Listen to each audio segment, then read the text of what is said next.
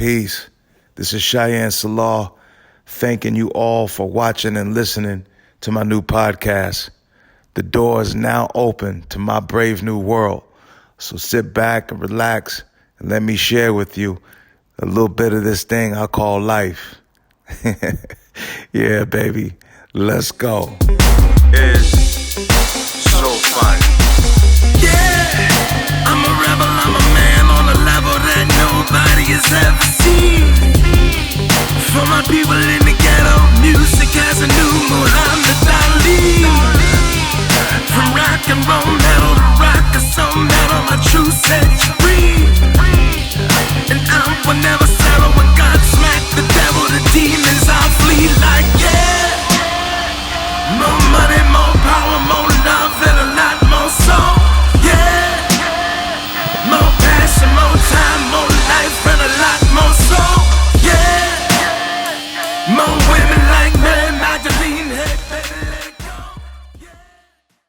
All right, what's good, y'all? Your boy is back. It's Shyan Selah. You watching another episode of Life. We right here on the Brave New World compound, getting it in and putting it down, man. I got a phenomenal guest that's gonna be hanging with us today. So for the next hour or two, man, we just gonna get into life. We're gonna get into culture. We're gonna get into the dynamics of everything in between. As I always want to stay true to, the thing about this podcast is that we ain't doing nothing blind and we ain't doing nothing speculative.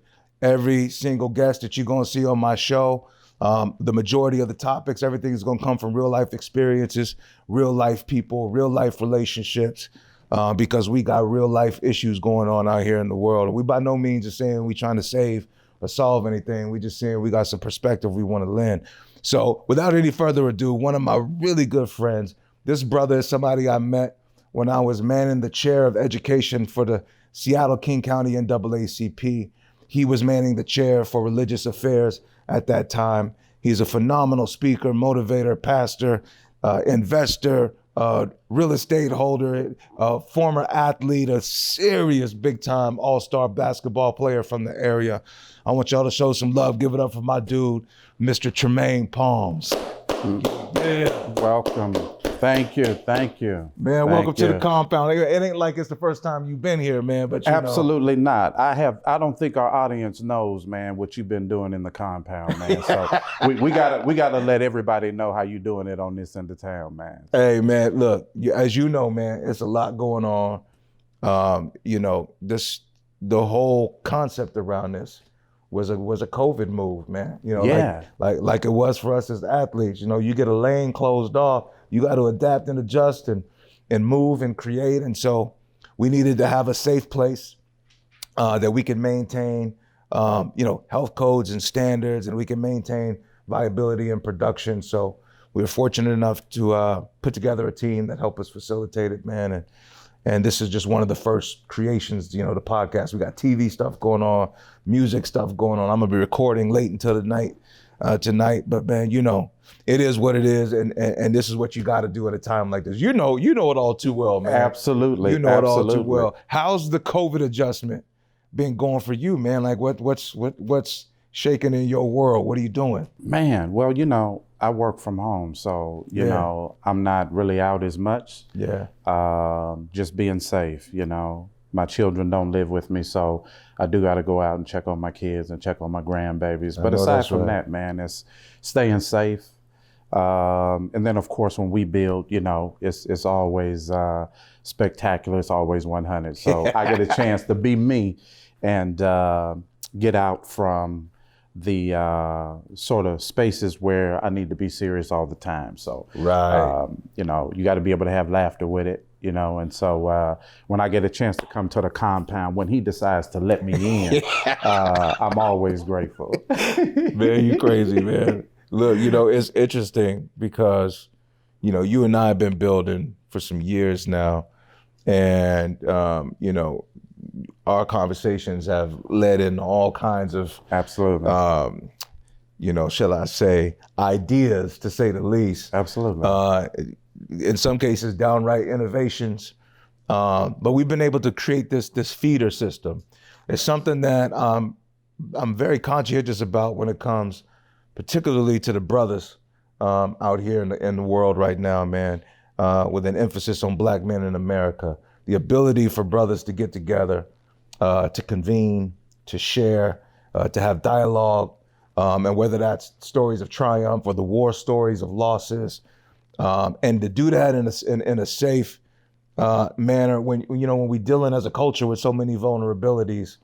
That's a very deep thing. I'm curious, with you being, with all the accolades, man, being a former athlete and being a pastor, how have you seen, the dynamics of the Black male and his experience in America, and some of the things that appear to stand against us in the fray of trying to get together and trying to do things? What's been your method, or what's been some of the lessons that you've been able to kind of use to guide young brothers onto their path? I think, man, really trying to be transparent, to let them know that, man, I've been where you're at, right? And the possibility are endless when you avail yourself to the Most High. So the one ingredient that's a must is that we seek ye first the kingdom of God and his righteousness. Yes, sir. And all these things would be added unto us. So trying to get them from the previous life, as we all have, we're no different, but then slowly making that migration over into a better place. So it's much better on this side than it is on the other side. But what those who are not in that place don't know is that the journey takes some work. And ultimately, we think that in many cases that, we're going to rub some oil on you and you're going to shout a little bit, you're going to feel a little good, feel good for a moment, and then things are just going to change. And I'm here to tell you that's not true. The reality of it is as an athlete like yourself, we didn't always run our best race, right, although we were in the present moment. And so what we had to figure out was, what was the cause of that? Was it in our preparation? Was it in our mental? What was it? And then because we are so absorbed with it, and then there's a difference between those who just played the sport, but then there were those who are passionate about the sport. I've had many, many conversations with my dude, man, and one of the most passionate dudes that I know when it comes to music, when it comes to business, when it comes to sports. And I think that's one of the second ingredients that's missing when it comes to really trying to reach them. Are you really passionate? Because the thing that you find to be passionate about is the thing that you find to be your purpose. Wow. Now that's deep. Yes. A lot of people, when you think about, defining that terrain, and you got passion on one side, and you got purpose over here. I'm not sure if it's always, shown in a way where you can see the parallel, or you can see how those two attributes are teammates to one another in a person's journey. How does that correlate? Like, how do you break that down for someone to understand the two? Well, I'll use my dude for reference. When I first met him, he has numerous accolades and more than I can name. But one of the things that I was utterly impressed about was that when you got to Hollywood, you were doing the runway. Yeah. You were doing acting. And so the parallel is that, hey, I'm a rapper, but I'm called to do something that I'm not really ready for, so I thought at the time. But what it did is it gave me an entry to be able to do the thing that I love and I was purposed to do. So sometimes our journey will take us in a different direction, but ultimately it always leads us back to the thing that we love. Man, that's so true. And that's, that just shined a light on me. I had the internal system just going ding, ding, ding, ding. Because that point of passion was why I was able to take consideration for those things. I remember when I first got to LA, man, I remember being freaked out, man, because you're going backstage in these places and, cats is putting on makeup and you got wardrobe and costume and just stuff that you've never seen before. Now, mind you, I'm coming from collegiate sports. So I know what it is. I understand uniform. I understand prep. I understand the nature of getting ready for a game. But I'm coming from an ultra male background. Absolutely. You know, my household is 5 boys and a pop and a mom who's not your average female. And she's very spiritually astute, Absolutely. very well cultured, very well balanced, thoughtful, considerate. You know, didn't come with a lot of the packages that I've heard and that I've experienced, you know, along the way from that situation. So going into a culture in Hollywood where, you know, you got dynamics going on that you're not used to.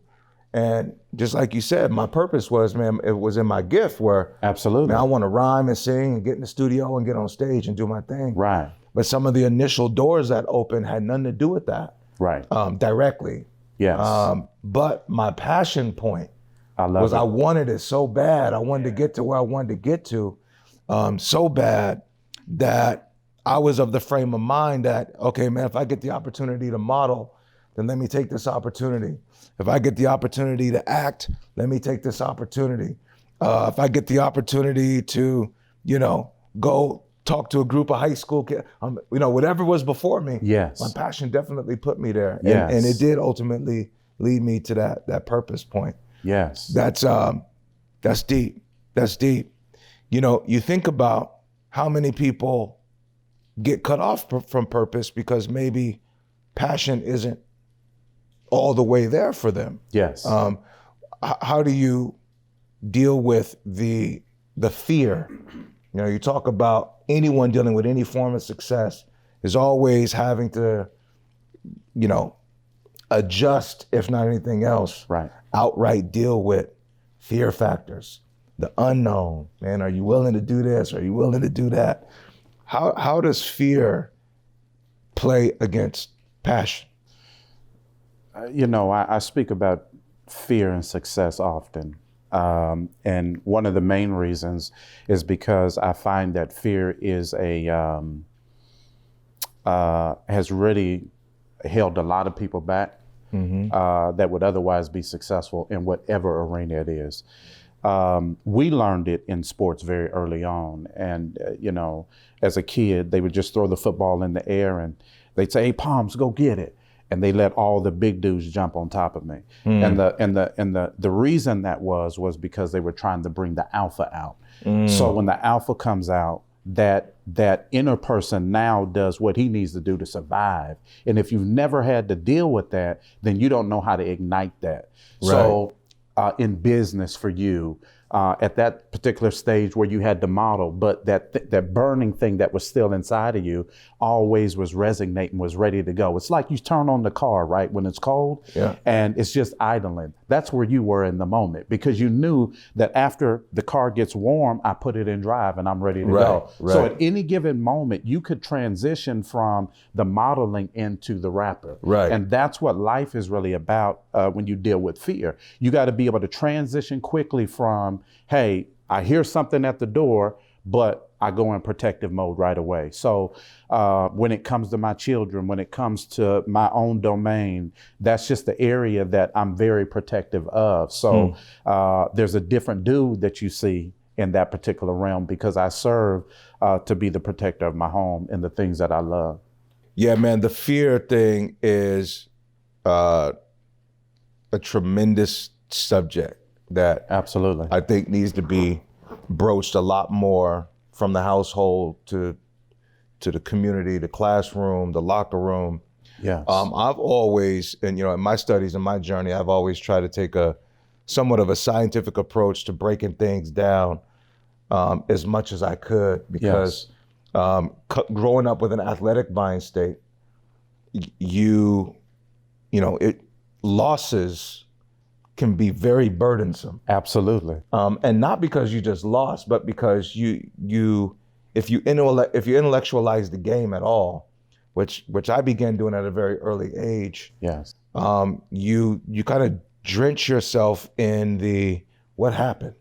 Absolutely. You know, and then there's a bit of a fascination for me that began to emerge. And once you identify where things went wrong, then it's, okay, I need to go in that rabbit hole and see what that's about.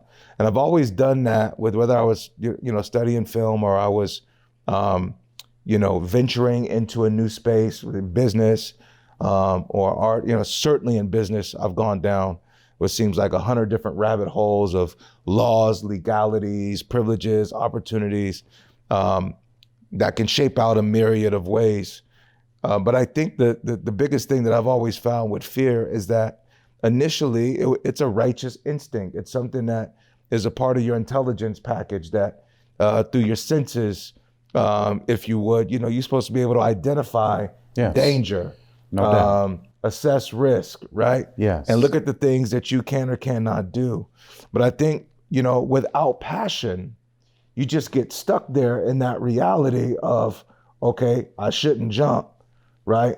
But passion is the kind of fuel that's like, nah, baby, we gonna jump this thing. That's what right. I'm saying? And we gonna jump it again and jump it again and jump it again. That's right. Whereas when you don't have that passion throttle, if that valve is low, I tell my daughter all the time, you gotta be careful with the self, because there's vulnerabilities, and we have these little, magical valves in us. Yes. And these valves have a kind of a juice, if you would, an energy, a gasoline.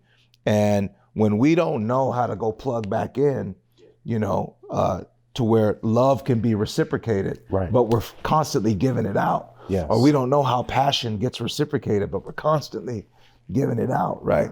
Then we can come to a point of dehydration. Absolutely. And that's where, you can start to make a lot of mistakes. Absolutely. Because you may very well have the equipment to take a risk or to do the jumping, but you don't got the fuel Absolutely. to sustain, how to get there. So how do you deal with, breaking down fear from that standpoint versus when one may have the passion, but it just ain't working for them? When somebody keeps bumping up against an obstacle that's more passionate towards taking them down than that person is passionate towards getting over it. Yes. How do you reconcile that? What are some of the solutions you think? Well, I think one of the solutions, man, is really taking an internal perspective of self, to be able to identify, hey, what are my strengths and what are my weaknesses?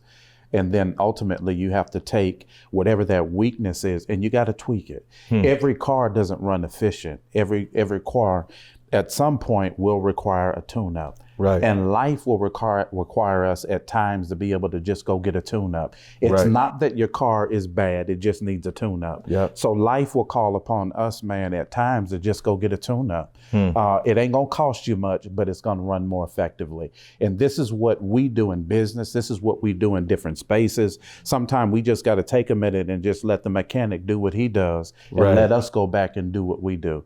The second thing is I believe that cars are unbalanced. And oftentimes when they become unbalanced, they won't stay on the road as we want them to be because there's an imbalance. And so if you take it to the shop, they do what's called, they balance that out, right? Life will cause us to do the exact same thing. And once again, until we take it to somebody who's efficient in that area to fix that, we'll always be on the road going sideways. But life demands that we go a straight and narrow road in order for success. The question is whether or not you can identify that the car that you drive, is it swinging? Is it pulling?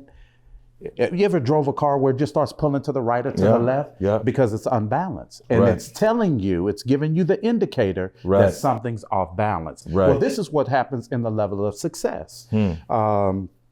Shyan, man, this is my dude. We've had several conversations. And I asked him one day, and I said this, I said, man, how were you able to play sports at such a high level in the situation that you grew up in? In my mind, it was reminiscent of the question that you just asked me. How do you stay on the narrow when things are going sideways?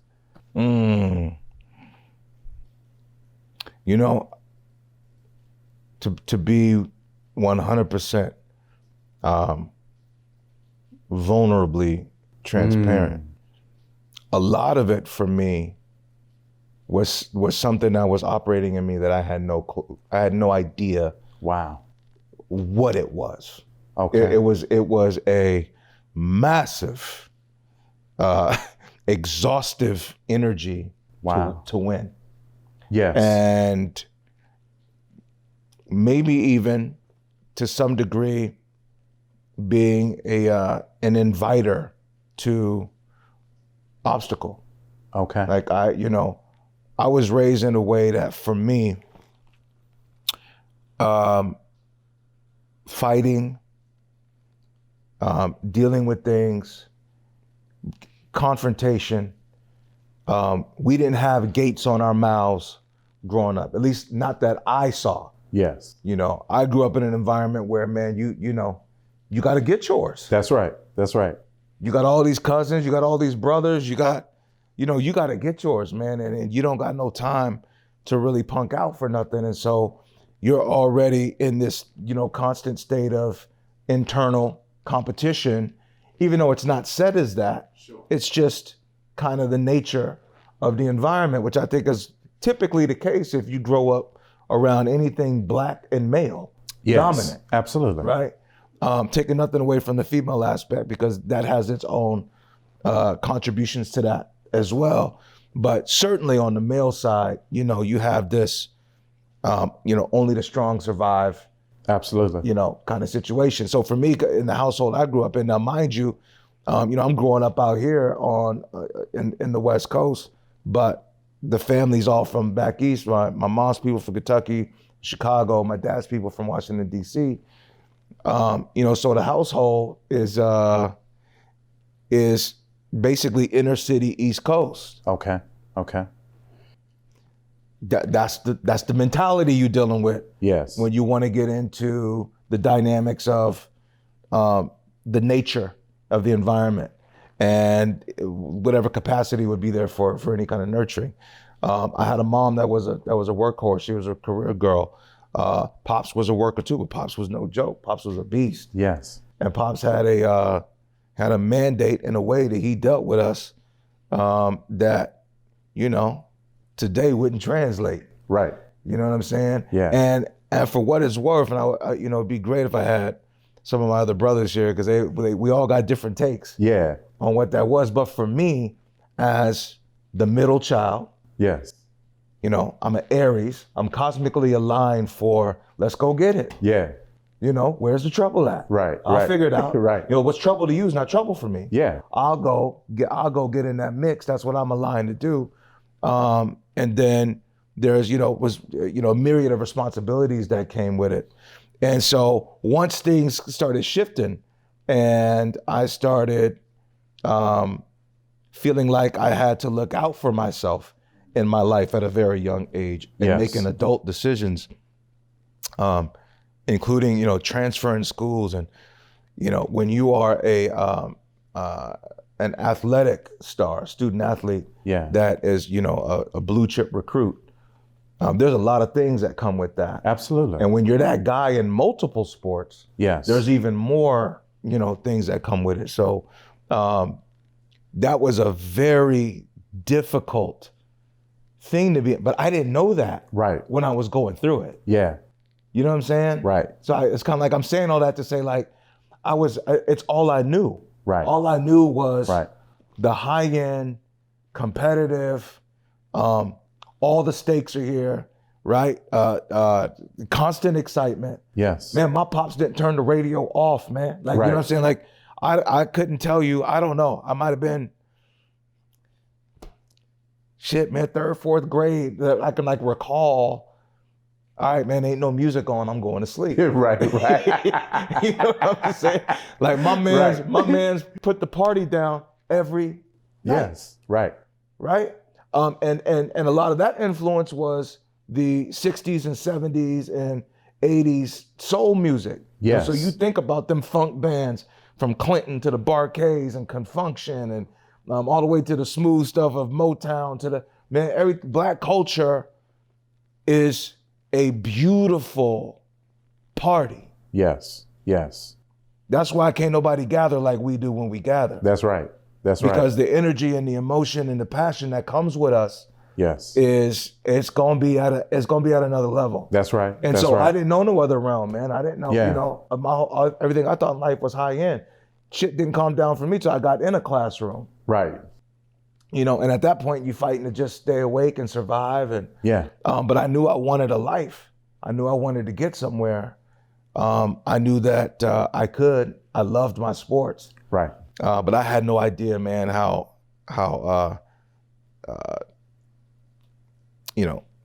non-taken care of I was to be operating, me and many others for that matter, Yeah. to be operating at the levels we operate. You think about the average young black kid and you ask yourself the question, is he getting a solid breakfast and a solid lunch? Yes. Is he or she getting a solid breakfast, solid? You getting the multivitamin. Right. Like, man, I had my first vitamin, like multivitamin, man, like after college. That's right. That's right. That's right. Man, I'd already ripped up knees. That's right. You know what I'm Right. saying? Like, Right. so you start thinking about basic things Yes. that, you might see in other households. I certainly saw it with other friends that I was around, that just, little things like that, drinking water, having juice, just nutrition. Not to say that you're eating well and we don't have the feasts that we have. We do, but you're not conscientious that you're at that dehydrated point. You don't know your car is veering off to the right. That's good. You just driving. That's right. And that's all you know is this, man, this thing veers. As far as I'm concerned, this is straight. Right. Until you realize, no, this shit ain't straight, man. Right. You know what I'm saying? You didn't drove all the way off the freeway. You know what I mean? So that's a very difficult thing to come to find out until you figure that out. Right. And then the levels.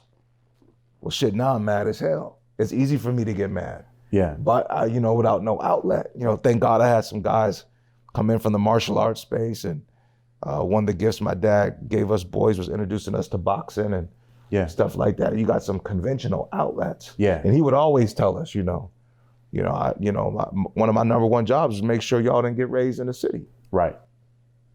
And I can look at it now and be like, man, I thank you. Right. Because we would have been all the way off the Richter. Right. We just wired. Right. To be athletic and be involved, and we took it very, very serious. Right. So you give us a bunch of nothing to do out in the street. Yeah. Hey man, it's gonna be that same seriousness. Right. Even when I talk to kids at school, I tell them all the time, like, man, y'all better be glad. You teachers better be glad some of these cats is in sports. Right. Yeah. You know what I'm saying? Exactly. Yeah, you don't want them. You don't want them on that roam around. That's right.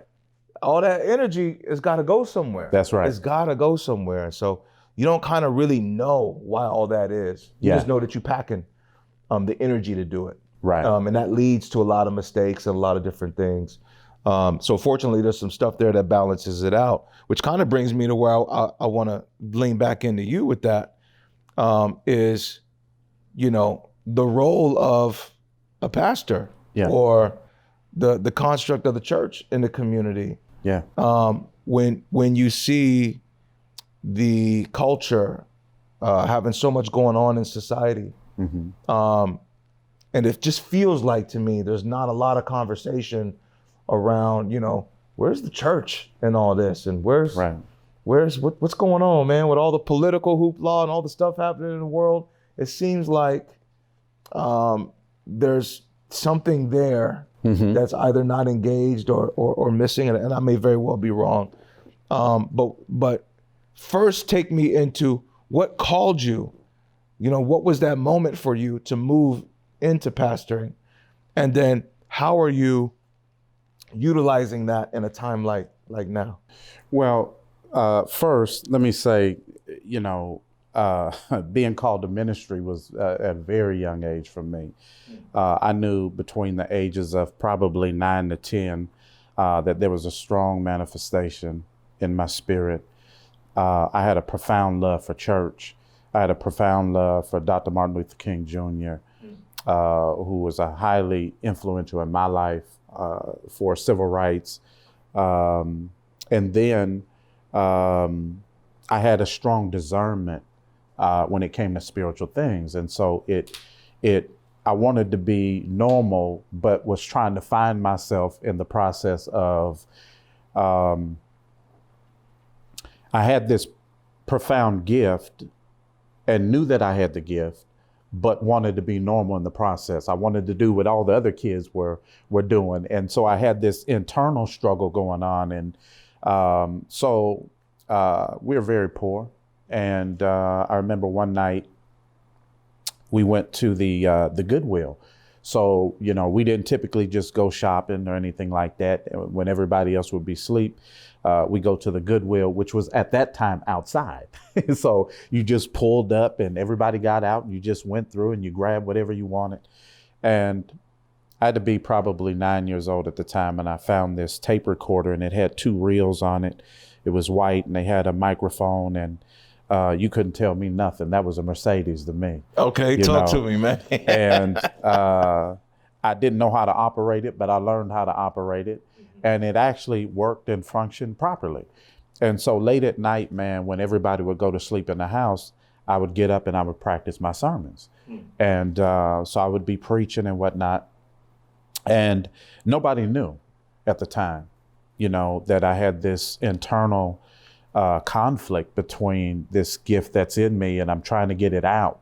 So the only way I knew how to get it out is actually just do it, right? Wow. And so my mama got up, I guess at 2 or 3 o'clock one morning. She hears all this commotion going on because by this time I'm in my 3rd gear. You know? Yeah, you down there cutting up. Yeah, I done already got down into it, man. And so my mom walks in and she said, "Boy, what you doing in here?" You know. And my pulpit was, back in those days, we didn't have electric vacuums. So I used the push vacuum that you had to open up on the bottom. We all had one of those. Y'all know what I'm talking about. Oh, yeah. And so that served as my podium. So what I did is I took the mic and I took some duct tape around it, and that was my podium. And my reel was going, and I had a made up congregation, and they just kept pushing me to preach. I said, "Mama, it ain't my fault." Just, right. You know. Right, and, right. They asking me to do it. You understand. And she said, "Boy, what is you talking about?" And literally, man, what the Most High was saying to me at the age of 9 years old, that this will not be something unknown to you. That you'll preach in front of 1,000, you'll speak to many, many people, you'll prophesy to many people. And to bring that closer to where we're at, 2000 and probably, I think it was around 96, I was going to the hospital. And there was a young lady that I met at the time, and her mother had an aneurysm. She was actually a pastor. And I got into the elevator, and there was a gentleman that was standing in the elevator. He says, "Young man, can I speak to you?" I was 24 at the time. And I said, "Sure." He says, he began to prophesy to me, and he began to share my ministry. Now, mind you, at this particular time in life, I'm selling drugs. I'm doing all kind of stuff because I'm trying to avoid the very thing that I've been called to do. Because in my mind, subconsciously, I was saying that, well, if I do so much wrong, maybe he'll decide that I'm not worthy. Right. And that would have been my out, you know? Right. Would you say that was because, now just kind of circling back to the first part of our conversation, where you, clearly it was your purpose to step into that? No doubt about it. Would you say that you had opposing passions that were moving you another way, or was it just altogether fear of the responsibility? I just wanted to be normal. I just wanted to be normal. I wanted to be able to cut up and act up like all the other kids without any remorse. But because I had this strong conviction, it wouldn't allow me to just accept it. And so even though, now this is crazy, even though I'm out, had lost my job when I was about 24 years old, not lost it, we got laid off, and my daughter, who's now be 30 next month, was with me. So I'm raising at 24 years old a baby that's 6 months old, and all I knew is I got to protect my child. I got to provide for my child. Made some poor decisions in terms of trying to survive, and chose to sell drugs at that time in my life, and in doing so, while I was yet selling drugs and while I was doing that, the Most High was still using me.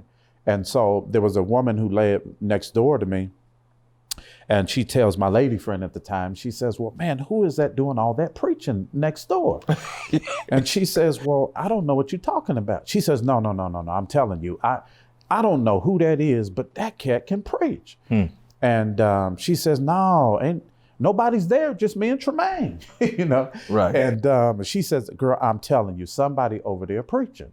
Now, what was unique about it was that even though I had this internal thing spiritually going on inside of me, most of the people around me didn't know outside of my family, you know? Right.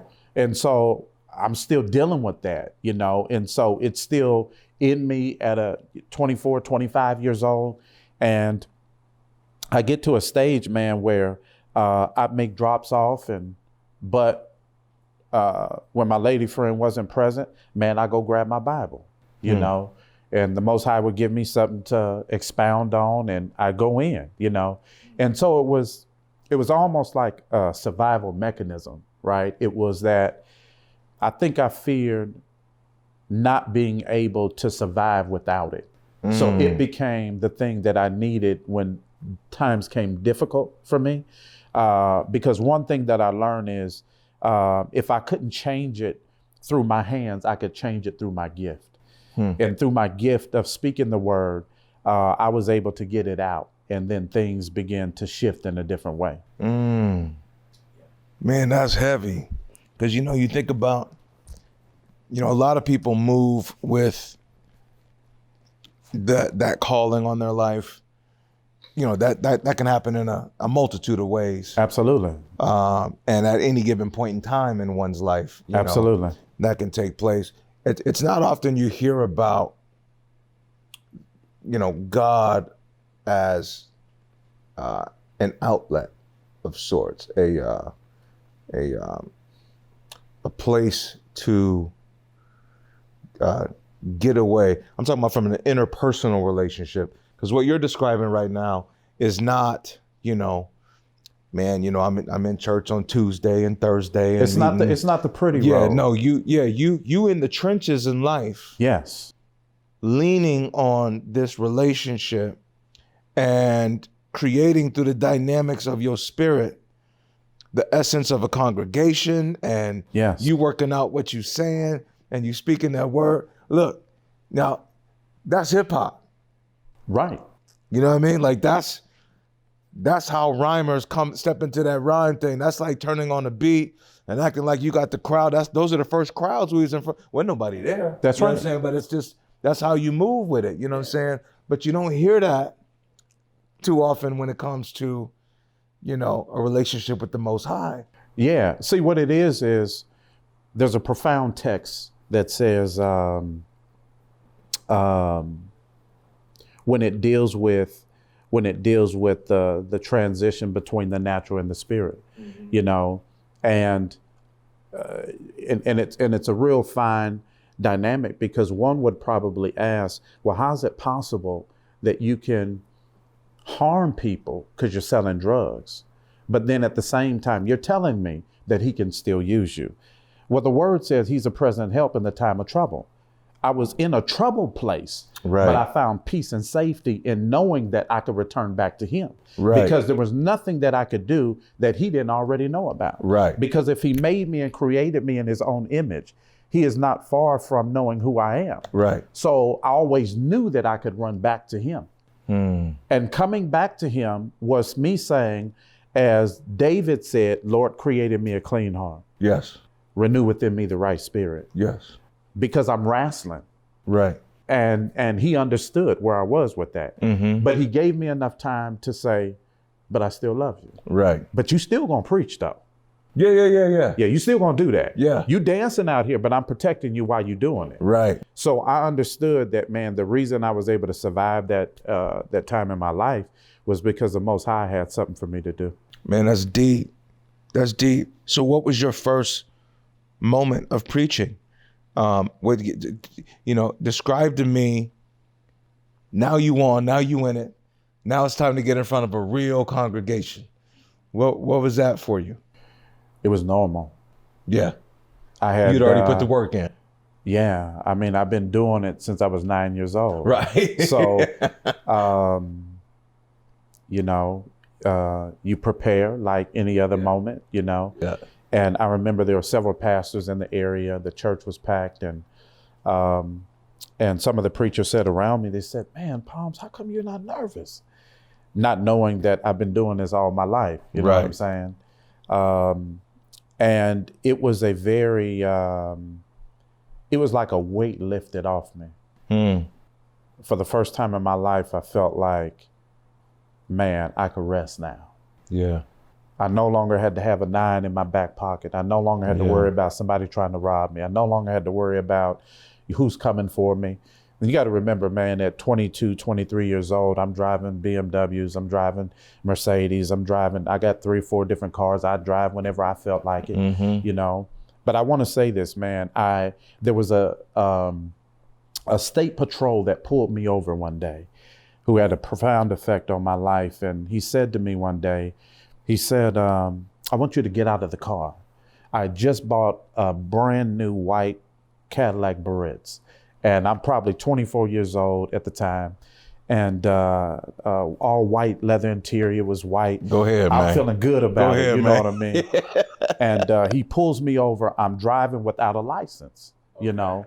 And he says to me, I want to search you. He searches me. And I had residue of crack cocaine in my bomber jacket like you're wearing right now. Wow. And I ain't got no residue. I don't know what he got, y'all. But ain't nothing but Lil Glenn finish with me, baby. And the beautiful thing was, man, I was arrested, not for narcotics, but I was arrested because I had outstanding tickets at the time, which actually was a real shift in my life at the time, what I didn't know. And during the time that I was incarcerated, the feds were looking for me. In fact, they had already been at my house. So I didn't know that until I got out. And so when I got out, I started getting phone calls and whatnot, informing me that, hey, they done been in your spot, you know. And a few weeks prior to that, it was interesting because I had gone into the post office and there was a gentleman who came into the post office and he said T-Money, which was my street name. So I had people that worked for me, whatever. And so nobody really knew what I did or anything like that because I looked just like you, you know, but behind the scenes, I was moving stuff, you know, and this white guy comes in and says to me, T-Money, I want to talk to you. And I had never seen the dude before. And so I knew right then something wasn't right. And from that moment on, I was always very cautioned about my moves and so forth and so on, because in that moment, one of the things I taught about the game is never allow people to infiltrate your business. Right. So this dude was able to know what I did. So now I'm having to check people in my system, man. Mm-hmm. And so I'm learning things that I didn't want to find out. Found out who was talking, you know. Mm-hmm. And ultimately, I got a call the night that I was released from jail. And that night, the feds were sitting outside of my house and they tried to make buys from me, but the Most High wouldn't let it go through. Gave me enough discernment. It didn't feel right. Didn't feel right. I remember calling a lady friend that I was dating at the time. I said, hey, I need you to do me a favor because my oldest daughter lived with me, you know. And so I didn't want her around at the time. And I said, listen, would you do me a favor and just, you know, take my daughter for a day? I just need to handle some business. She didn't know what I did. So the next morning, I grab my 9, I go down and check my mail because I've been locked up for a week. And I opened up the mailbox. And when I opened up the mailbox, the same cat that was at the post office that said, T-Money, I want to holler at you. He was a detective, he was an informant, and they were waiting for me. So by the time I reached to grab my 9, it was about 9 of them, and they said, don't do it. So from that moment, man, and this is crazy, because, you know, I had attorneys and stuff like that, and I called my attorneys. I said, hey, now they didn't arrest me, which was ironic, because most of the stuff that I carried never was in my possession. It was never in my house. But I had money and I had jewelry and I had things, and so they confiscated a lot of that. At the time, I had 2 of my vehicles that were out. Most of them were in my storage, but they took my Barrettes, they took my BMW. And And you got to remember, I'm 24 years old. So Wow. I'm hard-headed at the time. Right. And my attorney says to me, he looked at me, he said, Palms, let it go. And then here comes the stubborn part of me. I'm not letting nothing go. I just bought that car. Right.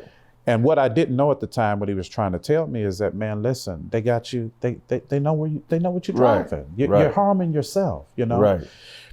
I told my mama, I said, listen, I want you to go up there. I want you to go get my car. You couldn't let it go. I couldn't let it go.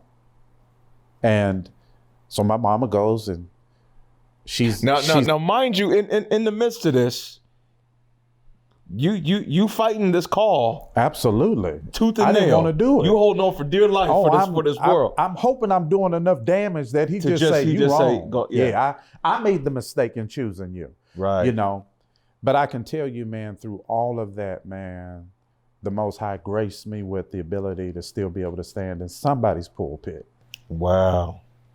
You know. So can you recall the first church and the first the first sermon? Absolutely.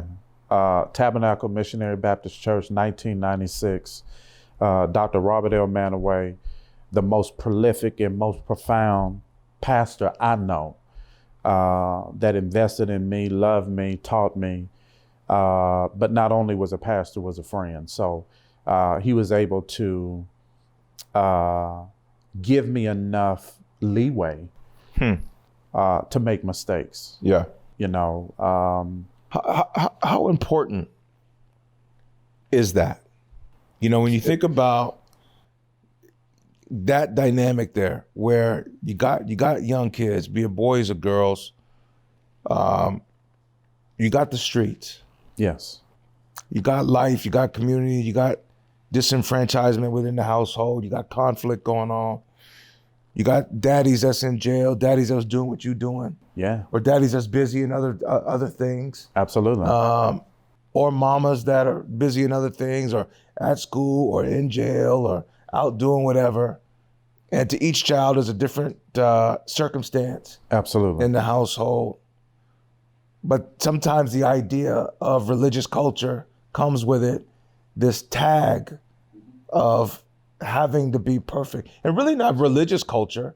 Our society absolutely has a serious problem with perfection and absolutely, being incapable of understanding the value of mistake making. absolutely. Right. And so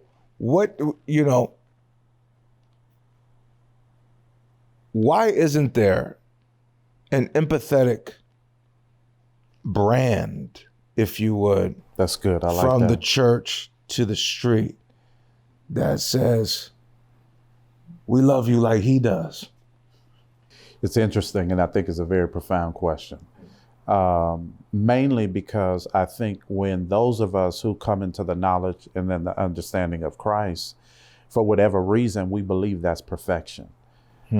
So we unite perfection to mean if I'm with him now, then there's no sin in me. But the word doesn't support it.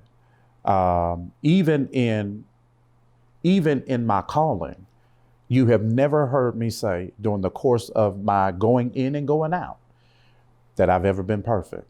Right. I've shared with you the struggle. I've shared Right. with you, I'm still doing it while knowing that I'm called, Right. but still knowing that there's a hedge of protection around me, Sure. you know, and that it's possible, man, to get up in a pulpit and preach like you never have before and watch souls literally come to Christ and say, Lord, I'm here. You know, I'm yours.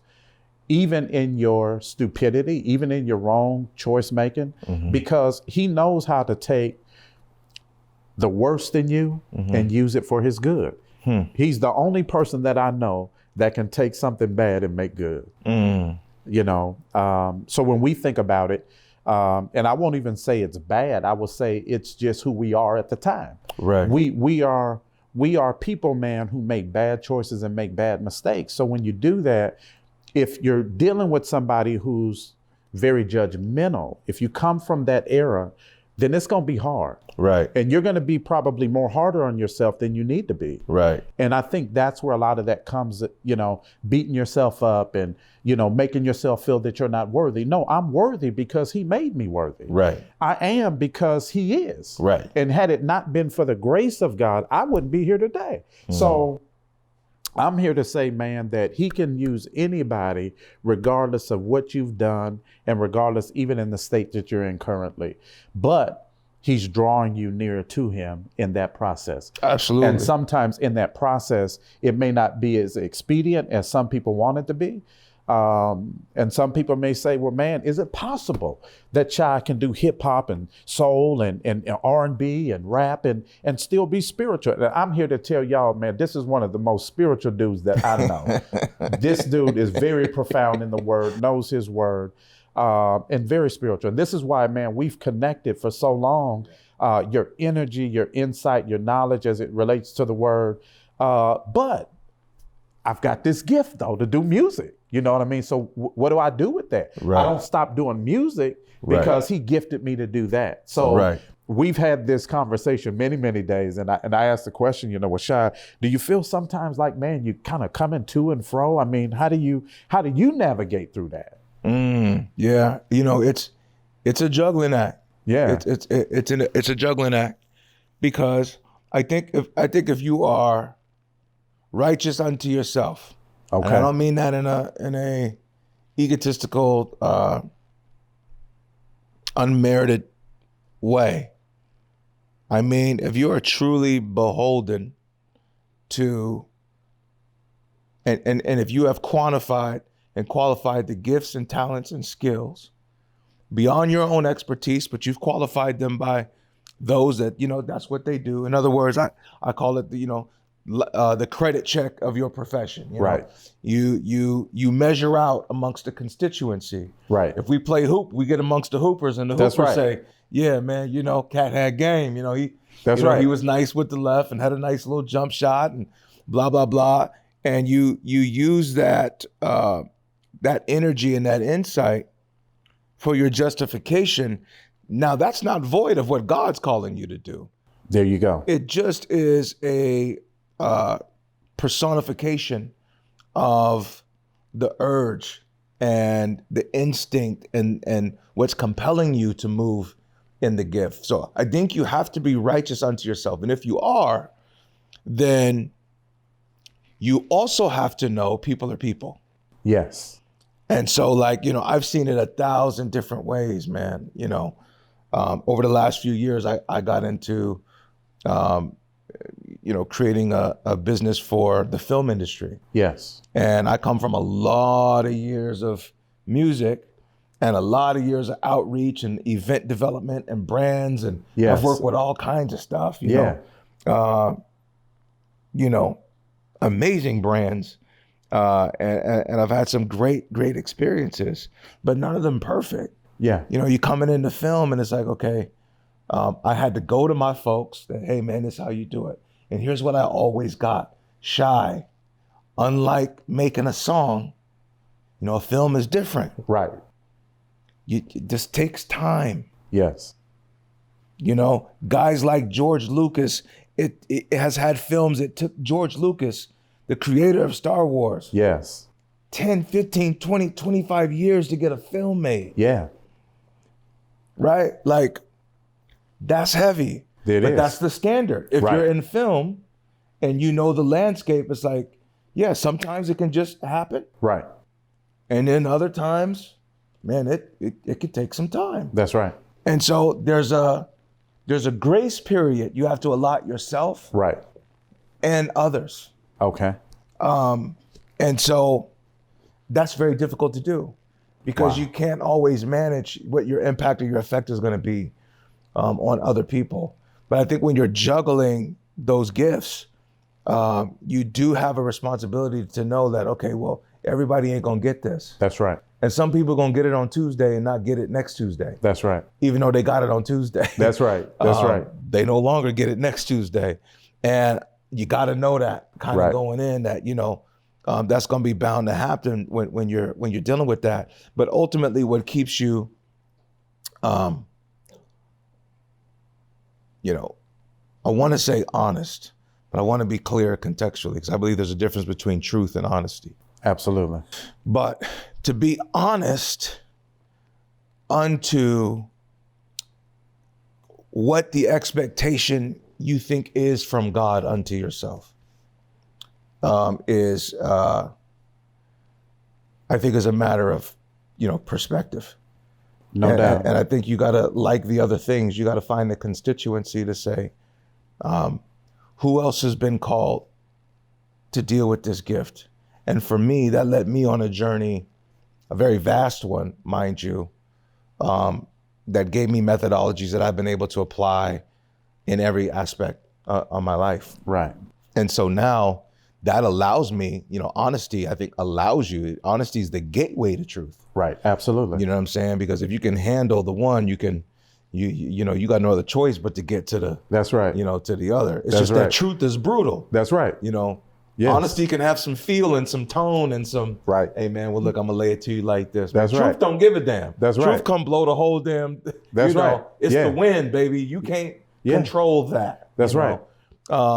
But when you are a gardener, you can talk about how the wind was moving and Right. it was a little rough and Right. it blew a little bit of this over and that over, but we're gonna be all right. Yeah. And that's honest, Right. and that's okay, Yeah. And so I think you have that dynamic with those of us that are called to do things when we are obligated to give that to society somehow. We got to know that realm between, that honesty and that truth gauge. That's the juggle. It's not really in our gifts and talents and skills. Yeah. You know what it is, man. Yeah. When you playing hoop, Yeah. and you a senior in high school, Yeah. and some little kid that's in 7th grade, oh, Palms, man, let's play some 21. You say, okay, cool. Right. And you give them an honest game. Right. And you kind of playing with them a little bit. Right. But you ain't nowhere near your truth. No.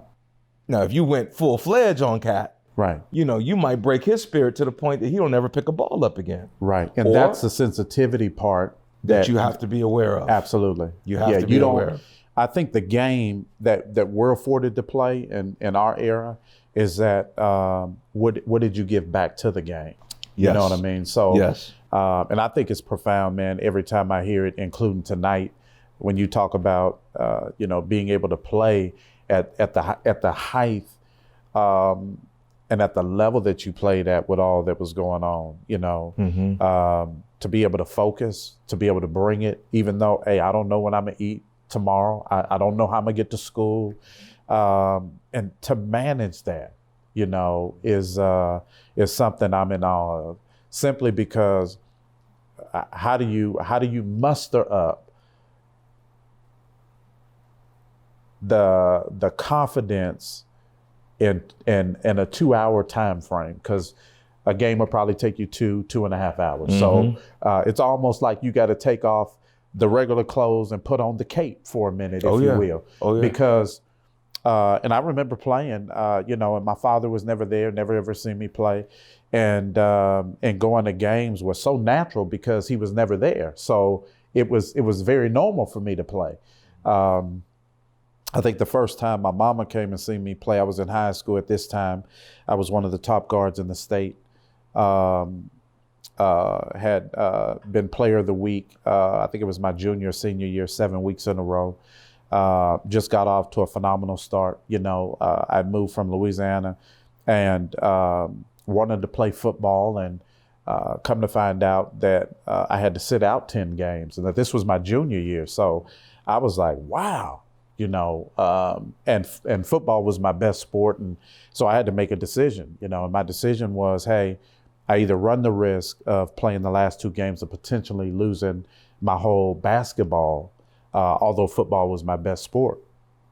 And so I ended up just sticking to basketball at that point. So, and making the best out of it, but football being my passion, it was a thing that came very easy to me. Basketball, it took work. Yeah. I was only 5'7". I haven't grown since the 6th grade. So I really had to put a lot of time and energy into it. But when I got under that center, man, it was like I woke up, it was just so natural, I could sling it 50 yards on a rope. I'd go left and right. And, so I just love to play, football. So But that's how I, started playing basketball, man. I got here and my senior year, man, we're rolling. We're about 8-0, 9-0. We play a school out of Kent, Washington, Kent Ridge High School. And I'm going up against the premier guard in the state, who I met in the summer, my 6th or 7th grade year, brother by the name of Anthony Williams, one of the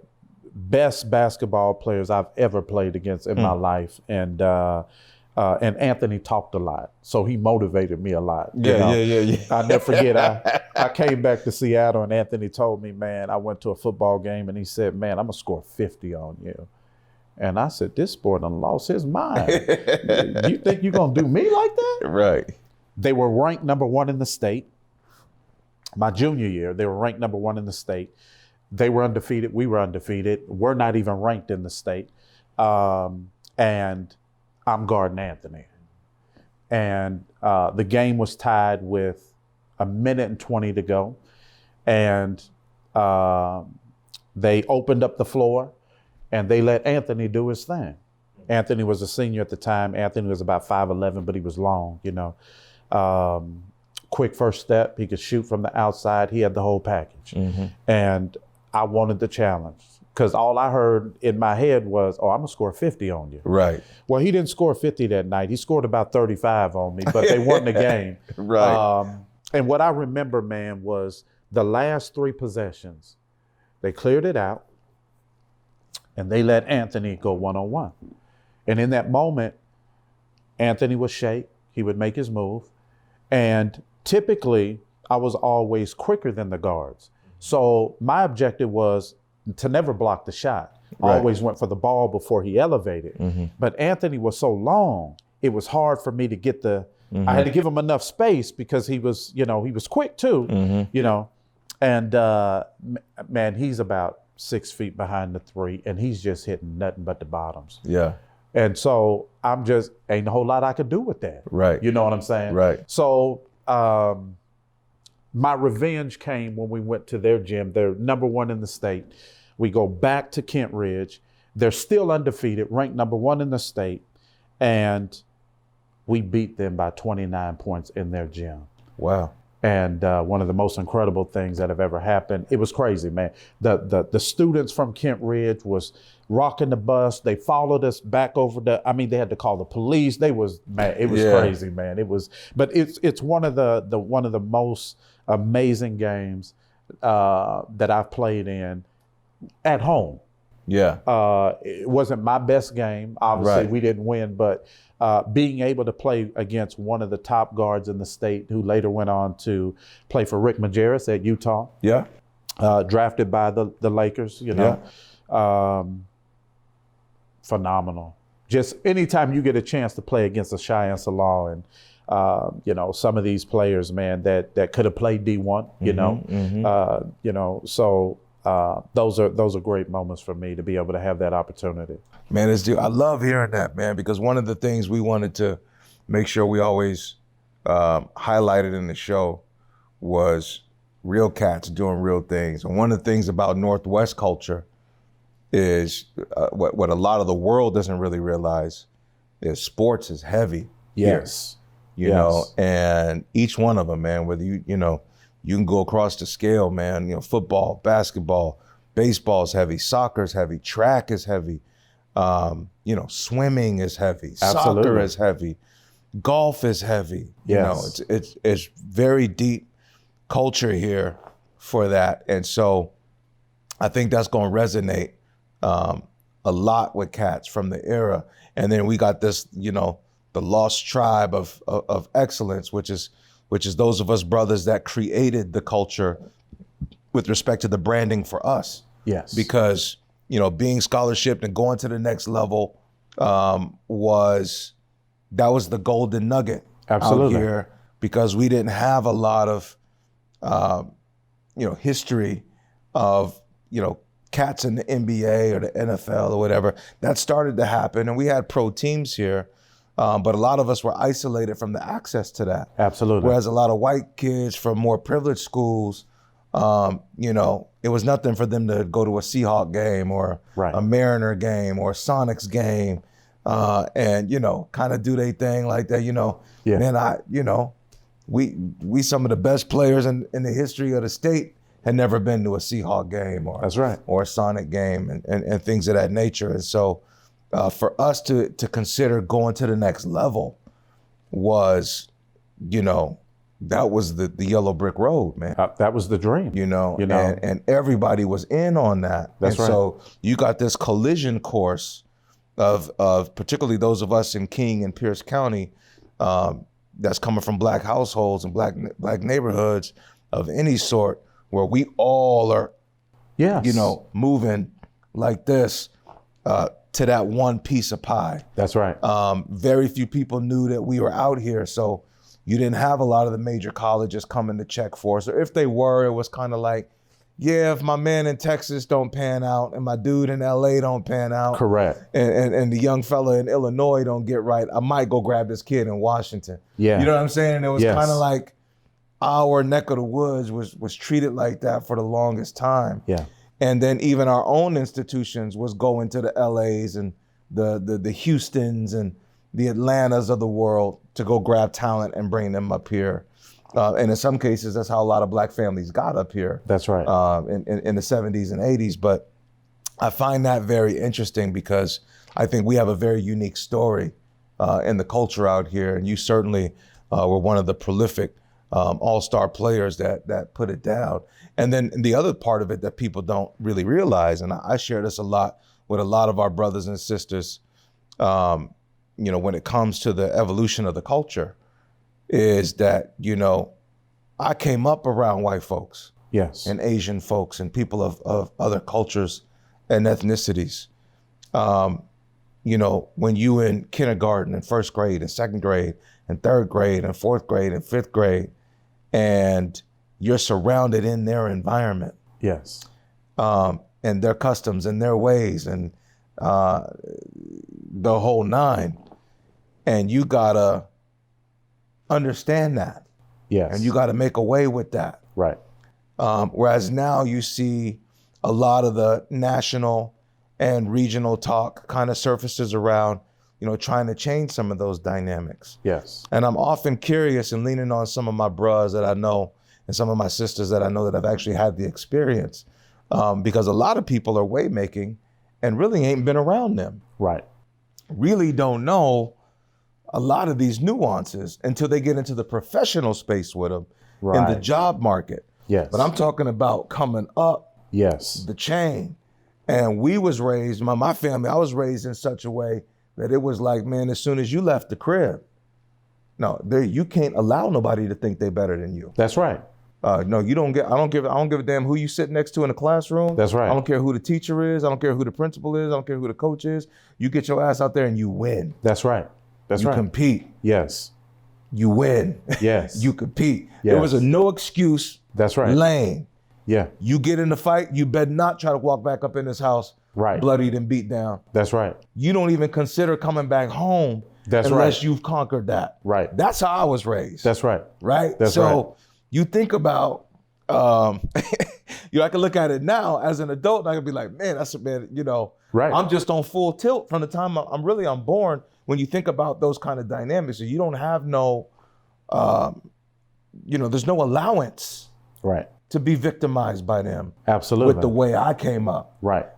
There's no room to put them in as better than me when I Right. walk into a classroom or I go into an opportunity or I get on the field or on the court. Yes. And I'll be damned if I do. Right. Literally. Yes. Right. So that makes for a strange and a bit of an indifferent experience. How did you navigate that terrain? Because I know you're an original Louisiana dude. Shout out to my Creole brothers and sisters. Yes. Because that's what it is in the culture. That's you right. know what I'm saying? That's right. But I know you coming from the bottom. Yes. And you migrate up this way. That is a complete. it was man, it was like night and day. Yeah. And in fact, I remember my junior year, walking the hallways, getting acclimated with Lindbergh High School, and there's a brother about 6'4", 6'5" at the time. I didn't know that he played basketball. I was he just happened to be walking down the hallway holding a white girl's hand, and I'm leaving Louisiana, and I'm dating an Indian chick at the time, and I'm sent to the office and told to call my grandmother to come pick me up from school because I'm walking holding hands with somebody that don't look like me. Huh. And so it's my junior year, man, and first day of school, and I see this brother holding hands. I say, man, hey, let me holler at you for a minute. They let y'all do that? And as a kid, man, we're built to try the thing that we know that we're not supposed to do. Right. Your mama, your daddy told you, hey, don't do that. That's the very thing you did. So that was my first experience, man, dating outside of my culture, really, when I got to Washington, So here on one hand, you in the loo and you get chastised yes, for dealing with somebody that's of another race. And then next thing you know, you up in the Northwest. I'm in the Northwest, and man. You seeing cats left and right, man. And it blew my mind. I was like a little kid in the candy store. You mean to tell me we could do this? So it's the one thing, man, that in life, the very thing that you tell the child not to do, that's what they're gonna be eager to try. Because I was curious, and so, but with that, man, I met some girls through that really during the course of my my junior and senior year that were really there for me in some profound ways and built some long-lasting relationships, able to open up to them about, man, what it's like to have to play and being as far a distance from one to the other. But I'll never forget, Shai, when I left Louisiana, I had a coach who was Creole. And his wife was white, and he was pretty much white himself. And he said to me one day, he said, I want to teach you how to be a man. This was in basketball practice. Mm-hmm. And so I'm going to teach you how to be a man. I already know you can play. Just want to teach you how to be a man. That resonated with me because I felt a duty and responsibility. Now, mind you, as I'm coming out of middle school, I'm being recruited to two different high schools at the time for football and basketball. So everybody wanted to know, hey, where's Cricket Palms going? For those who don't know, that's my nickname. So this was huge. Like I get to Sulphur High my freshman year, and I'm behind two all-state guards. Whereas if I'd have went to the high school that all of my family went to, I'd have been starting my freshman year. So in retrospect, man, it was the best thing that ever could have happened to me because I had two cats that didn't let me be the best on the floor. Right. So I had to work. I was the second sophomore in the history of the school to ever start varsity my sophomore year. One of the other brothers that I played with when I got there who was all-state. So, yeah, man, I didn't, they were throwing me around. They was treating me like a stepchild, and, but they were getting me ready, and so, and that's what you were able to see from the later years is that, and Coach always told me, he said, look, you just got to understand it's their time. Your time will come if you just keep putting in the work. So, man, look, as a sophomore, I wasn't the scorer that I was, my junior and senior year. I did what it took to get on the court. Palms, you're the quickest guard we got. I want you to learn how to defend. So can you imagine my junior and senior year coming here, learning, and I'm playing 4A there, right? Okay, right. And I'm going to a 2A school. So this was like playing against sophomores and freshmen. Different people would come back and say, yeah, our coach, man, they mimic you in tapes and we watched how you played defense. Defense is what actually got me on the court. It wasn't my offense. Sure. But when time came, coach unleashed me. I always had it in me, but, they sort of catered to the junior and the seniors, your time would come. And so when those times came, I knew that I could maximize those opportunities. So. Wow. Quick switch gear, rapid fire. Who's your favorite quarterback all time? Oh, Jamel Holloway. Jamel Holloway. Jamel Holloway. Man, come, hey man, look. Let me get through my rapid fire. We gonna cover. Most favorite running back all time. Jim Brown. Jim Brown. Jim Brown. Okay, I can dig it. Yeah. You don't hear that all the time. That's right. That's like saying who's probably one of the best heavyweights. I would say probably George Foreman. Okay, I could dig that. I could see that. Best receiver all time. Ooh, Jerry Rice.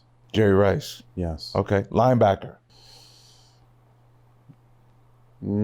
I'd probably go with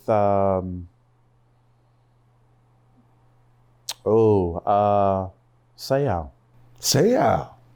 Okay. Probably go with Seattle. Shout out to my Charger, Bolt Yeah, Nation, I had to baby. give some to the home team. Yeah, you know? Bolt Nation, baby. That's right.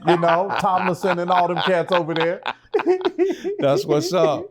Give me your all-time NBA starting five. If you were commissioned right now to create a dream team and you had to pull your starting five of all time, give me a traditional lineup: point guard, shooting guard, small forward, power forward, center. Who you got? Magic's at the point. Magic Johnson at the point. Jordan's at the 2. Jordan at the 2. Now I'm gonna bounce around for a minute because I always hold my third. I always hold my small forward. Okay, so you want to go to your power or your center? I'm gonna go to my center. Okay. Kareem Abdul-Jabbar. Kareem is a center. I'm going with Tim Duncan at the 4. At the 4. Wow. Okay. And at my 3, I'm gonna go with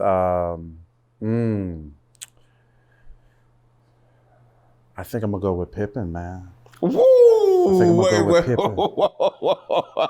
I think I'm going with Pippen. You gonna throw Pippen in your starting small forward all time? All time. Wow. Because okay, now give me break down to me. I have Magic, who is undeniably unselfish. The ball's gonna circulate. The ball's gonna circulate. But what Pippen gives me at the 3 is the unselfishness to go with Magic. That length, you got defense. But his defensive prowess. I've seen Chicago down 20 at half, and I mean numerous times, and they come back and win. Yeah. And it was all fueled with Scottie Pippen. Mike even admitted that if it wasn't for Scottie, we wouldn't be talking about championships. Right. So that's how important Scottie is. Most people think when you come with a starting 5, everybody thinks offense. But when it comes to the 3, I always say somebody's got to be able to lock down. Yeah. That's true. You may not be able to outscore everybody. That's true. So Mike can lock you down. Yeah. Scottie can lock you down. Yeah. So I just think it makes for a wonderful dream team myself.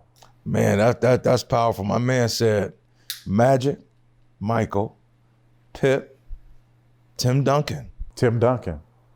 And Abdul. Now, what's crazy is most people are probably watching us right now saying, you mean to tell me he left Kobe Bryant off the squad? You left Kobe. You left Allen Iverson off the squad. You left LeBron. You left LeBron off the, you know what I'm saying? Yeah, there's some cats. This is the time that we live in. You can't choose them all. Right. Now, and again, you premise this by stating they got to be fit by category. Yes. You see what I mean? Yes. So absolutely. You can't put AI at the 3. At the 3. Right. It's funny to me how cats do that. That's man. right. Cats be moving them around and I don't think that's the real way to play this, right? Yeah. And but for the audience, man, let's hear your 5. Oh man. See, man, I was willing to throw the frisbee. I didn't want to catch that thing. I'm gonna say, and in light of not being able to choose anyone you chose. Wow. Okay. So, to give a little opposition, if we had to run 5s,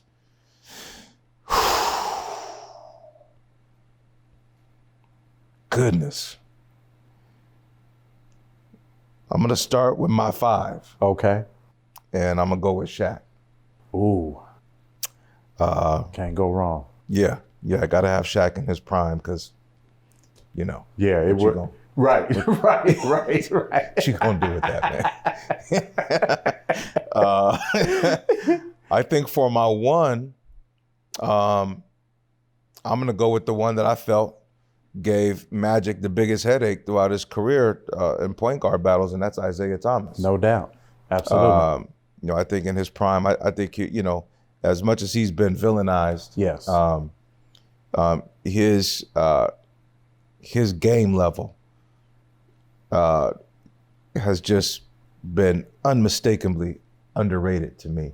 Yeah, I would agree with that. Because of the whole bad boy, right? And, you know, just all the stuff, man. But Isaiah Thomas, yeah, that boy was cold, man. No doubt. So that would be my one. I think at my two, I'm gonna throw Kobe in there. Okay, that's fitting. To go ahead and run out with Mike. That's right. At my three, I gotta put LeBron there. Okay. That's just, you know, ain't no two ways about that. That's right. But I think he comps well against someone like Pippen. I think that would be an interesting, you know, matchup. And at my four, this is really difficult. But I think, so I can pair well, I think I'm gonna take a KG in his prime, man. Wow. Yeah, I'm gonna go with Kevin Garnett. Wow. And now I had your four, but I didn't have your power forward because I thought you were gonna go with Karl Malone. Nah. So that's a twist. Nah. Wow. I would have grabbed Rain Man before Karl Malone. Okay. Yeah. Okay. Yeah.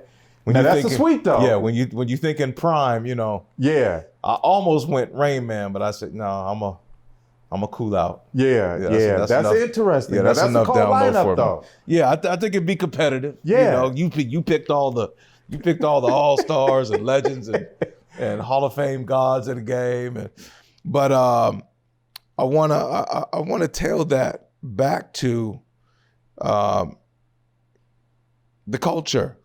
You know, we met through the NAACP. Absolutely. And the advocacy for the culture. You know, we had an interesting run in our time there. But when you think about the work, when you think about what's going on in society, and I don't know if you've, you know, been invested this way, but who are those that you regard as champions for the culture right now, that you either got your eye on or you're watching, or, you know, whether you see them from a political space or they're doing something in advocacy, or maybe it's someone in sports, but who's caught your attention over the last couple of years, man, since we were holding our posts with NAACP, and why are those your guys that are girls that you're looking at right now to carry the torch for the culture? Well, I wanna premise this a certain way, if I could, and then I'll answer the question. Interestingly enough, Shai has this amazing ability to be able to tap into a space, and he segued in because I brought him something tonight from a mentor of mine, somebody that I am profoundly impressed with for years. It was 2001, I think it was, when I got the opportunity to meet Dr. Carl Mack. This is his latest project, and I purposely ordered 3 of these. One, because I know my dude is profoundly in Black culture. He's aware of his heritage. He's definitely engaged in civil rights, and I wanted to bless him with one of these. So this is yours, man. I wanted to make sure that you have that. My bruh, I appreciate you, man. Yes. I appreciate you deeply. Now, and I'm gonna let you expound. Yes. But if y'all don't know the good Dr. Carl Mack, y'all need to go ahead and get your Google on. You know, go find this brother online. You know, it's funny because I've been knowing and hearing about him since I was a young man. Yes. I was really a teenager kind of coming up. And I think when he kind of took the helm here in Seattle, man, he was such a radical. He was such a flame. Yes. That, man, it just, I think it was the first time, and maybe sometime, and certainly in the field of advocacy for civil rights out here, that, you know, the city woke up. Absolutely. And the city extended. I'm talking, you know, when you moving from the town down to the Fedways and the Tacomas and on out, we became hyper aware that there was a brother in the NAACP that was making some noise. That's right. On our behalf. And yeah, radical to say the least. Absolutely. But certainly when you think about the time, yes, that era, you know, when he got in, man, you know, he was very much a right now guy back then. Right. And my dad's the one that hit me to him, and my grandma was hip to him.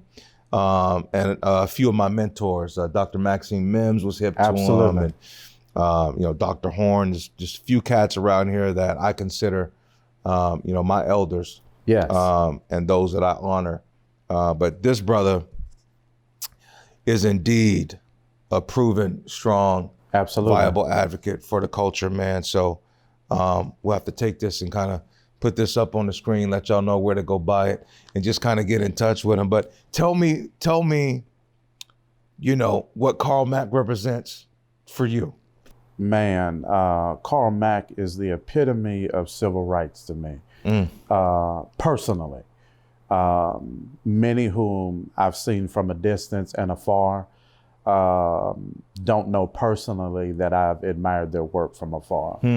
But with Karl, we have a personal relationship. And now this is how you know that you're kind of moving up in your space. And he calls me, and I'm handling business, and he calls me back. He said, "Palms, this Karl, man. I see you ordered those 3. Man, can I get your feedback?" Now, this is Dr. Karl Mack asking me for my feedback. I was like, man, that's powerful. Right. And Karl, if you're looking, listen, when you left the 2 messages on my voicemail, I ain't even deleted them. That's Karl Mack. That's what you mean to your boy. So Karl, man, is just one of the most solid brothers I know, man. Yes, indeed. And we need that among men. We need accountability. He has no problem telling you when you're right, and he has no problem telling you when you're wrong. Absolutely. And you need that. Absolutely. You know, that's who Karl Mack is. I can call him at any time. He picks up the phone. He's always available. And man, I just love the brother, man. So he's doing a lot of work.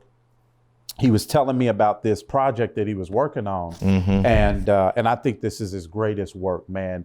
You're going to love this, because this is a historical calendar that deals with Black folks and brown folks as we know them, that have never been put in a book comprised like this before. So I was thinking about, man, who can I bless? And so you were one of the brothers that I wanted to be able to get that into your hands. So man, I love it. I love it. Yes. I'm already, you know, just kind of flipping through and thinking to myself, yeah.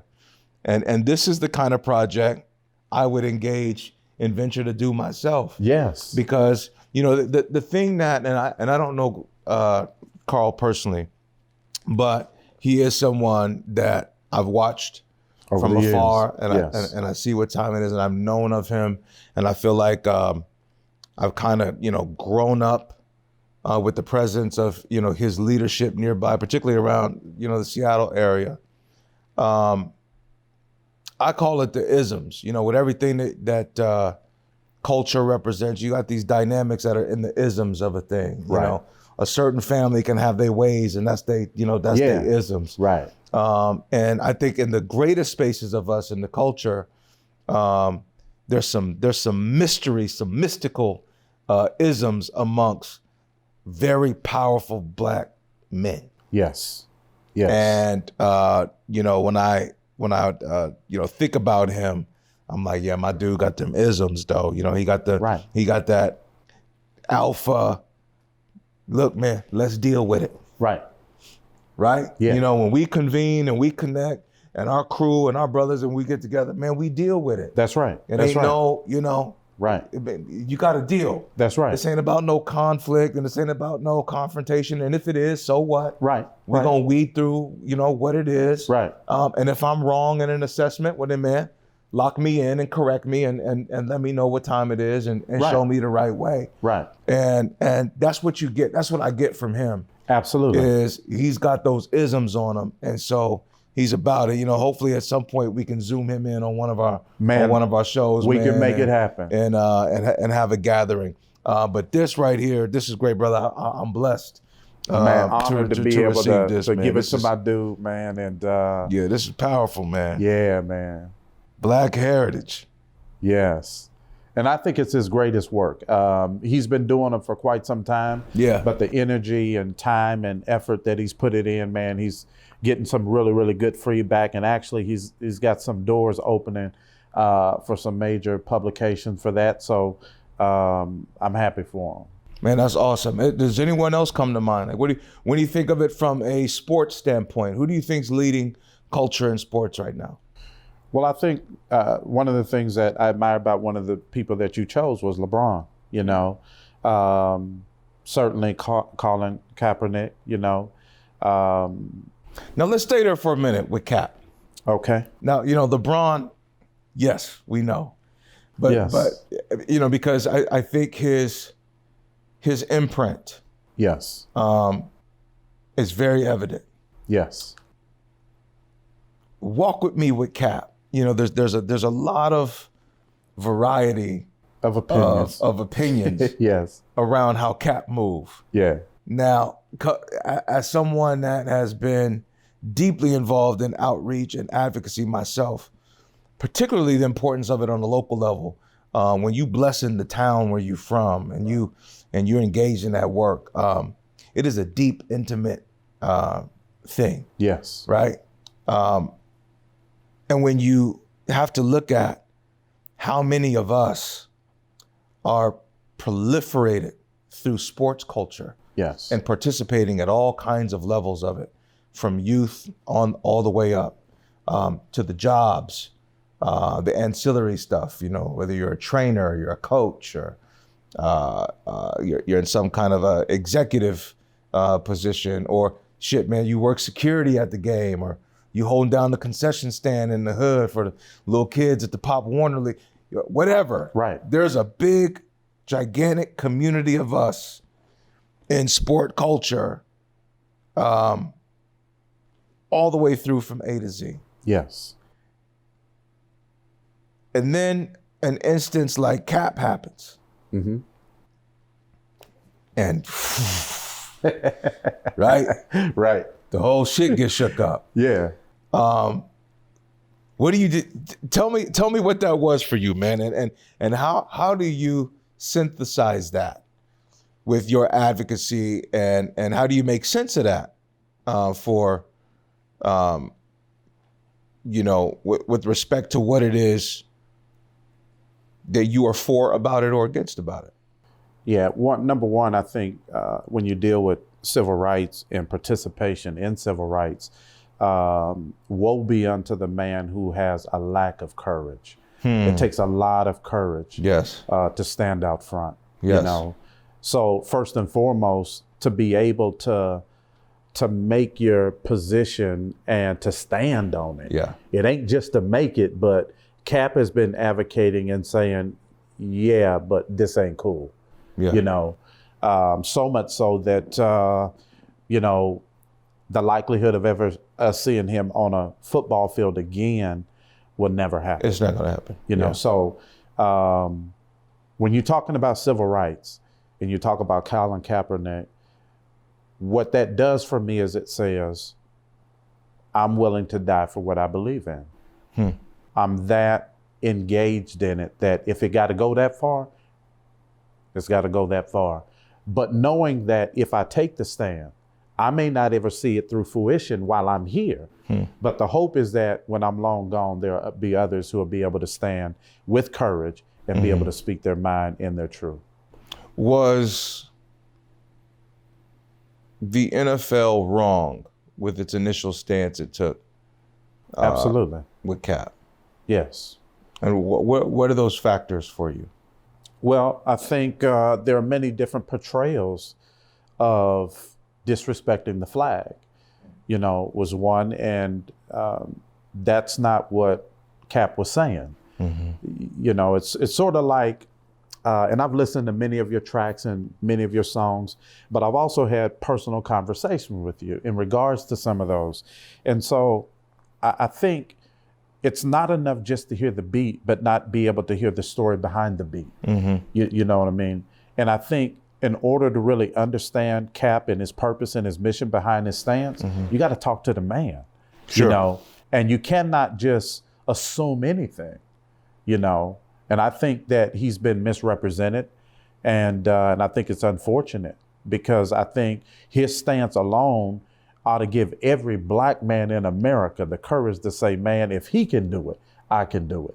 Now, when I say that, I'm not talking about the end result, because the end result was, yes, he wanted to be back in the NFL, but he was standing for a cause, and that cause, in my opinion, was greater than him coming back to the NFL. I think that comes with the territory if you're going to decide to be that outspoken. I mean, obviously being the chair on the NAACP in your role for education, I'm certain that there were times within our time frame of being in the NAACP, and I'll let you speak about it, in which we were confronted with not having funds for one of our platforms. And your organization stood up and you came to rescue and help that out. So I think it's the same passion that you had in that moment to say those kids shouldn't suffer. Right.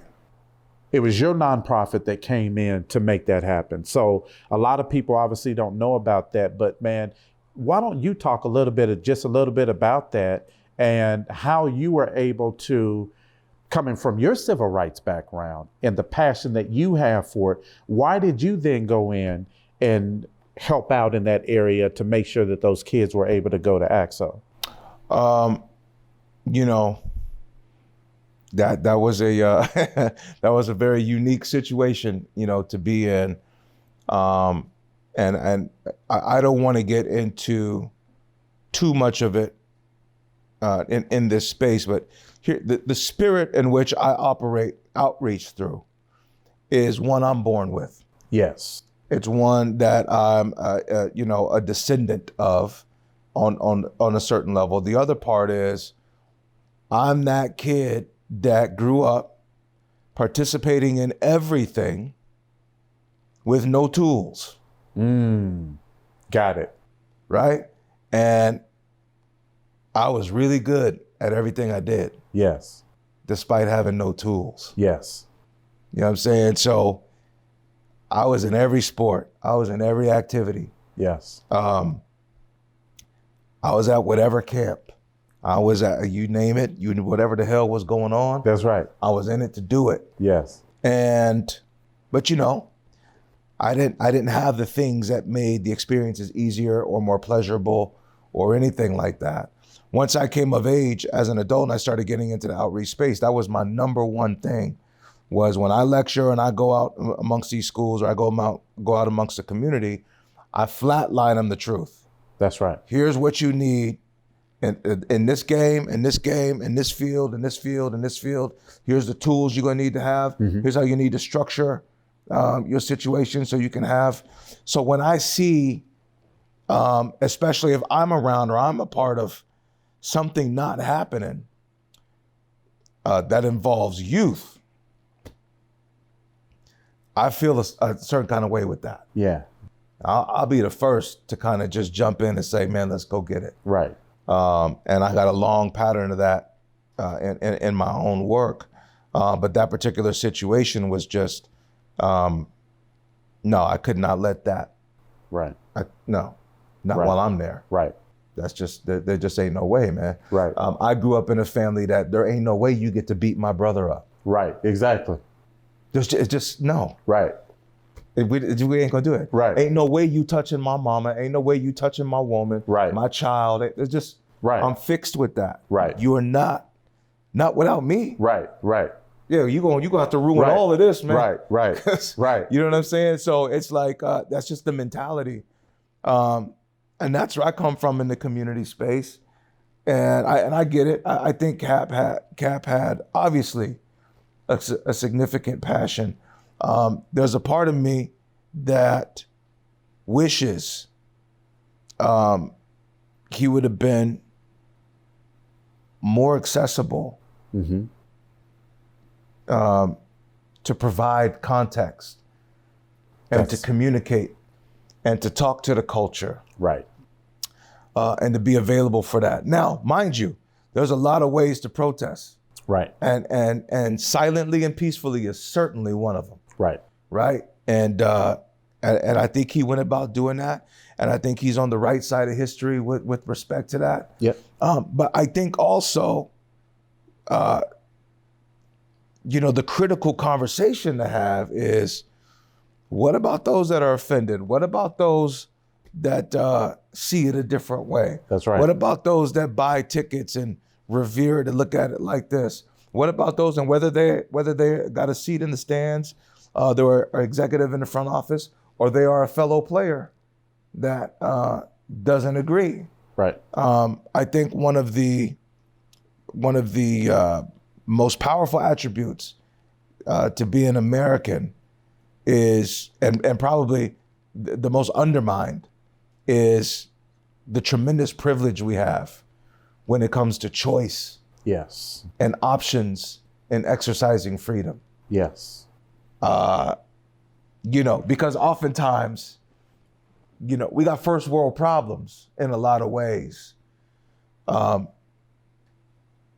we might have traumas that have third world resonance. Absolutely. In our culture, when you consider the transatlantic slave trade, you definitely got to deal with some of the psychological and spiritual ramifications. But from a straight up surface level, a first world problem is we are unsatisfied with the way things have played out in this country, yet this country has all this benefit and privilege that it projects itself to have. Right. But we have this little misnomer. We have this, for some reason, we have not properly calculated that those that are supposed to be waymakers or facilitators to keep these rights inherently authentic and afford it to all of us. That's right. Does that person have the qualification and the ability to exercise that on my behalf? I don't know if I can let that slip. I don't know if I trust putting that all the way in your lap.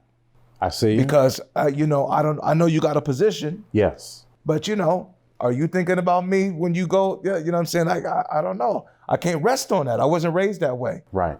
I was raised to have that consideration for myself. Yes. And to do something about it for myself as best as I can.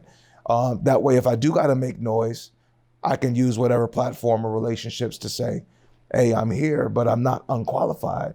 That's right. And I think sometimes, and you know this, man, there's a hierarchy in the professional scale of any of this stuff. There shouldn't be, but there is. Right. And there's a hierarchy in advocacy.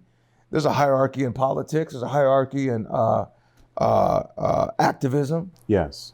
There's 1,000 groups out here that are funded for our problems. Yes. That ain't got nothing to do with our culture. Wow.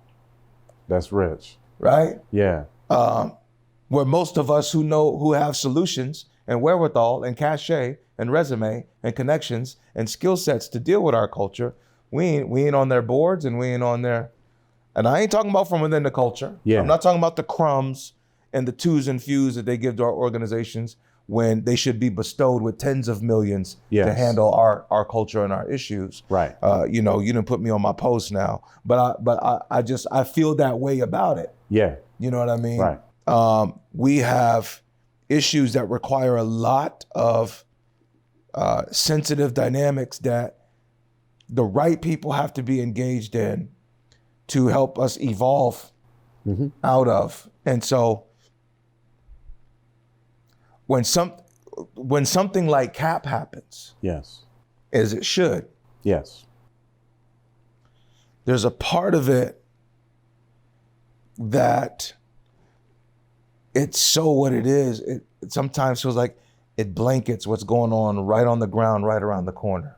I get it. Yeah, You know, absolutely. You know what I'm saying? Yeah. Because now all the resources are, the light is shown here. Sure. And media is there. And that's Right. the hot topic, and that's the thing. Right. And he's an intelligent brother, and he's a bit introverted, and he's hard to get to. He's hard to get at. Right. And he's a bit obscure as a quote unquote advocate for the culture. Right. But he did a profound thing. Right. That raised the roof on a lot of stuff that it might take 1,000 of us to do. That's right. To equal that one move, that he did. Yeah. And so it just becomes a matter of, how are we able to,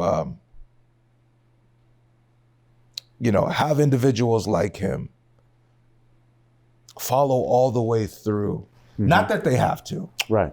But even if it's not them, how do the organizations flow through to where, the impact on the community is going to absolutely, cause change. Granted, he lit a fire. Yes. And one that needed, people needed to feel that heat. Absolutely.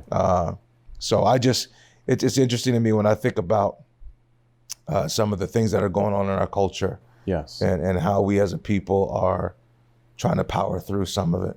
Right. And it's a very difficult thing. And part of my hope is that people of non-color dare to find empathetic pathways to understand how deep this thing is. Yes. This thing is deep. Well, to even add to that, man, does someone outside of our race have the empathy to empathize with what we've endured? And I think that's the question, because if it doesn't hit home for you, then there is no empathy. Mm-hmm. Therefore, there is no change, because it doesn't affect me. But when it emotionally, psychologically, physically starts knocking on your door and saying, that ain't right. I'm not good with that. Right. You'll see our world change. You'll see leaders that don't look like us that are advocating for us. Yes. Because now empathy is knocked on their door, and it really calls them into a place of accountability to say, I can't live with that. Right. And I think that's coming to grips with understanding that empathy is an intelligence. Right. It is a value. I think, people have to understand that to empathize and want what's best for another is ultimately what's best for you.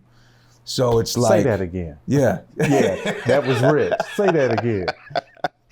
That, to empathize for another... Yes. Ultimately is what's best for you. Yeah. Because at the end of the day, and I'm not trying to sound cliche, but, to do unto others. Right. You should do it as you'd want it done unto yourself. And unfortunately, that doesn't get properly, contextualized.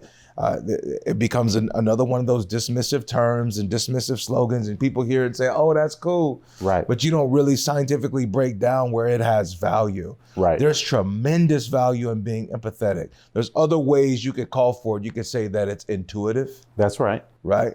You can say that it's a skill set to anticipate. Right. Right. Right. It is predictive. Yes. Right. There's components of it that allow you insights, which allows you to research better, allows you to communicate better. Absolutely. It allows you to collaborate better. And if ultimately you're saying we all want what's best for ourselves and for our families and for our society, we understand it's America. Right. This whole thing is one big football game. Right. But as long as everybody's got helmets and shoulder pads and some good coaching and right. All the other tools that every other team has, then let the best players win. Yes. But if you ain't ever had to play my position, Yes. and all you've ever played is quarterback, Yes. and you've never had to hike the ball, Yes. and you've never been that guard or that defensive end or that linebacker, that edge rusher on the, Yeah. then you're unaware, even though Absolutely. you're on the field Yes. and you see it, you have a inadequate perception of what that actual role entails. And so I think that that's kind of the construct that the culture has to now start to try to find ways to mandate.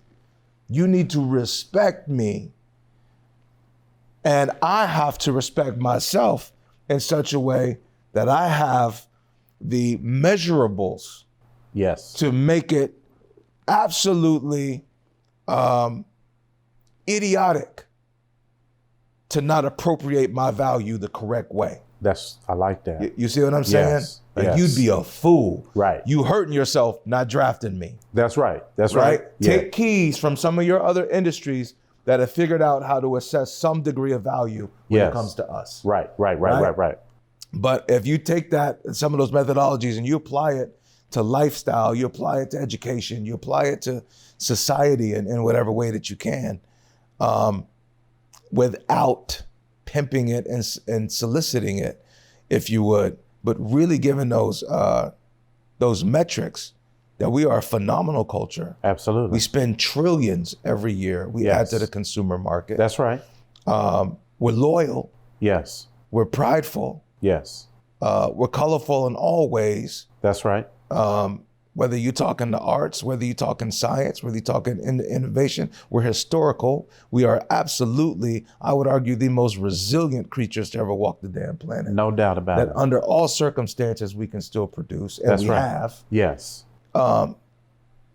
So there's no excuse for why you can't have no empathy as to what this is. Right. Right. Just right. go on and dig in. Yeah. Yeah. Yeah. You know what I'm saying? And let's Right. start collaborating on figuring this thing out. Right.